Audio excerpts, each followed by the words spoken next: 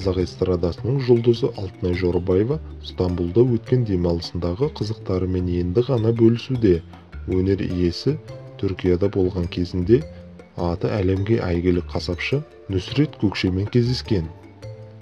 Алтынай Жорабаева Стамбулда Нүсреттің мейрамханасына арнайы ат басын бұрып, оның ерекше тәсілмен әзірлейтін етінің дәмін татып қайтқан. Өнер иесі белгілі қасапшымен көріскен сәтінің видеосын Instagram парақшасында жариялап қойған. Бейне жазбада Жорабаева өзіне Нүсреттің өзі ет турап жатқанына бала секілді қуанған. Қасапшы сырты алтын түстес сатпен қапталған етті кесіп, артынан дәстүрлі түрде тұз шашқан. Эстрада жұлдызы бұл кездесуден ерекше әсер алып, оны өзінің жеке парақшасында жазба ретінде жариялаған. Оның айтуынша, Нүсрет те бұл жетістікке ұзақ жылдар бойы еңбектеніп бір-ақ келген. Тағы Стамбулдан естелік көрейік. Мынау Нүсрет деген аспазшы қаншама қиындықтарды басынан өткеріп, естуім бойынша 5-ші сыныптан кейін мектепте жалғастырмаған.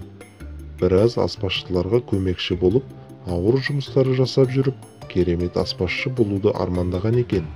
Міне, қазір Нүсреттің рецептімен дайындалған дәмін әлемнің түкпірінен келген қонақтар толассыз келіп, дәм татуға дұға жасап, ниет етіп, амал жасаған құлына Алла әлбетте нығметін беруде, деп жазды Алтынай Жорабаева.